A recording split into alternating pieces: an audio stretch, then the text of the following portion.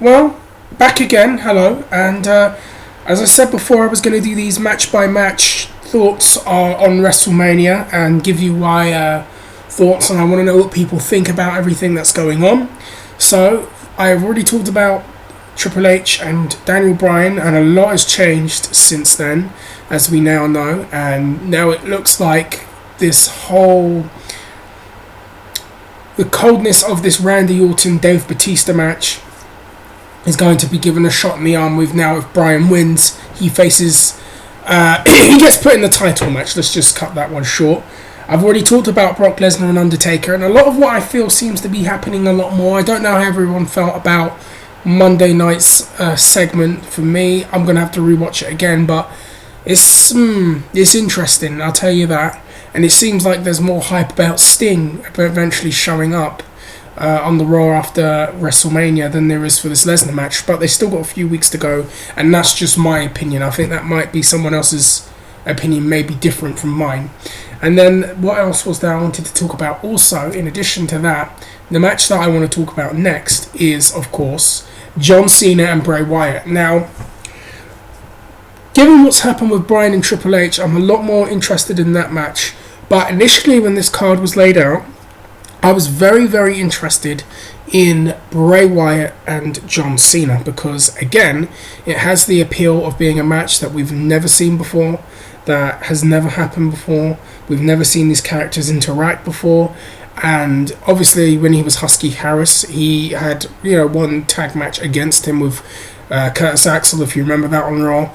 But a lot has changed with this character, and now there's this character that appears to have this long-term vision and this long-term plan with him, and you have seen this character really take life since August, or really since the summer, when they gave him all these vignettes and really built the character up, and there was a lot of hype and a lot of intrigue behind this person. And as the months have gone by, this character has taken steam, though I think he was slowed down by that match with Kane, which really was not the best person for him to be in there with. No disrespect to Kane, it just didn't work out. And now he seems to be kind of getting second wind after that.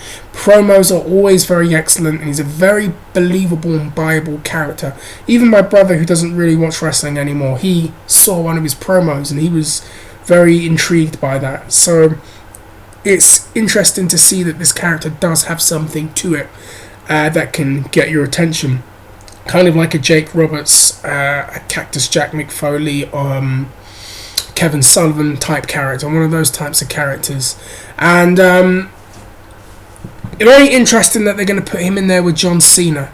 And to me, you have a great opportunity for a company to really create and really elevate the Wyatt family, which is something that should be a priority among others after WrestleMania, because there's always a drop-off in interest after WrestleMania, because it's like Backlash, or the April pay-per-view, the May, June pay-per-views, they're just rematches and drawn-out feuds that we're not necessarily interested in seeing.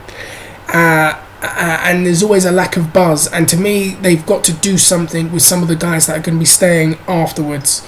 And the Wyatt family is a stable that is being built, and it looks like they're going to replace the Shield as the three-man unit after the Shield, eventually disbands. And you've got Bray Wyatt and John Cena. John Cena, the biggest star, active star in the company right now. And that's a great opportunity for all three of them. And there is a positive. When you think of someone like Luke Harper, who was Brody Lee, wrestling on the independents, getting signed to the WWE, and now he's involved in one of the bigger angles, and he's getting a very good rub from this, and his image and likeness is being well known. The same for Eric Rowan as well. But the feud is Wyatt and Cena, and the promos have been very interesting from Bray Wyatt. I'm really waiting for them to get to a point where they really heat up what they say verbally, and I think they were set back a little bit by this. Bray Wyatt does this promo, and he is very chilling and very scary, and like a character from a horror movie and a thriller. And Cena does this promo and just makes an absolute joke out of the whole thing. And the seriousness of what Bray Wyatt had said and had built up, as I'm watching this, kind of diminishes as Cena does his no sell. And as I've said, selling isn't just physical, it's how a person reacts to things and how they sell it in their demeanour. And when Cena comes out and makes his little jokes, it completely, I felt, took me out.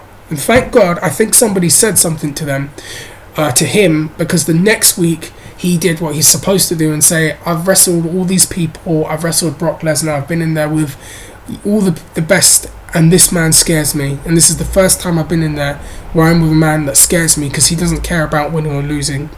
And I like where that promo went, and it actually re-established Bray Wyatt in the eyes of John Cena as a very dangerous, unpredictable, never ever have I been in there with someone before that might do something that impacts my career kind of person. And I liked what they did there. And to me, I hope that they keep this up. I'm glad that they've taken out the other elements, because it was rumoured that they were going to have Hulk Hogan and Cena and eventually somebody else involved, and it would be a 6-man. And I'm quite glad that they've resisted going there, and they've actually just gone with the straight Cena and Bray Wyatt match. Now, what do I think is going to happen? Cena's not the best in-ring guy, but he can perform when you need him to. The problem is sometimes there's always a risk when you put Cena in there with someone that's on the rise. Because of how he wrestles and because of how his matches are presented, sometimes it can hurt an up-and-coming guy.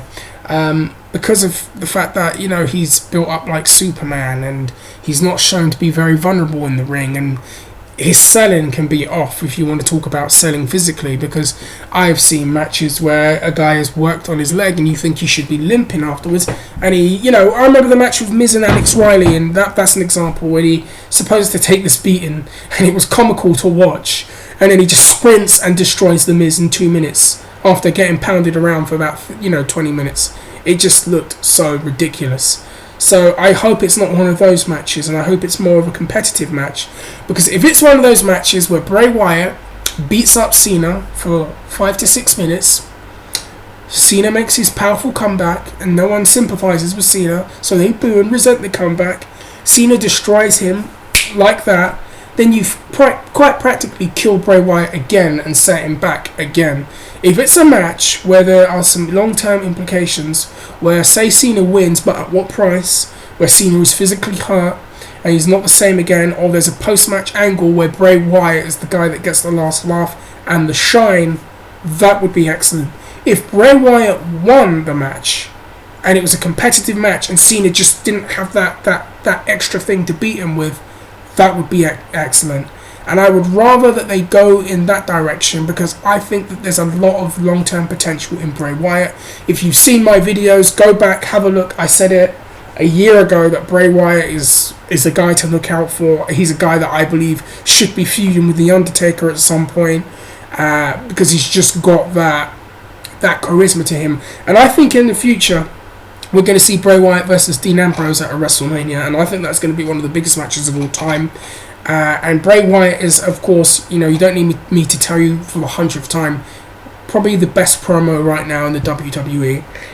Probably one of the most engaging characters right now in the WWE. And right now it's an important time for that character, where if they make one wrong move, they're going to set him back and he's going to be just another guy. And all that goodwill and all that esteem that the fans have to this character could be killed just like that, and I hope that they don't go there. I really don't want to see Bray Wyatt go by the way of a Dolph Ziggler, a guy that was on the rise, a guy that everyone respected on the internet, and then outside the internet, well, the actual fans in the attendance, go from, this great respect to being just another guy on the totem pole, another cog in the machine, rather than Bray Wyatt, an important part of the show. Anyways, guys, you let me know what you think of this match. How do you think it's going to go? Could Bray Wyatt actually win this match? Cena, it's interesting. It's very interesting that a guy in Cena's position is working with Bray Wyatt, and it's very interesting to know what could happen there and where it could go. If you haven't seen my videos before, please, check them all.